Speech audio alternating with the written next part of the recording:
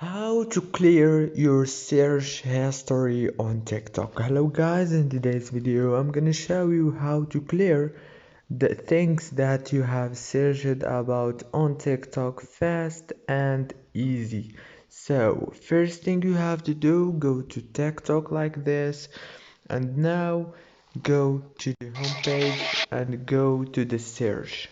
Now, as you can see, these are the things, my recent searches.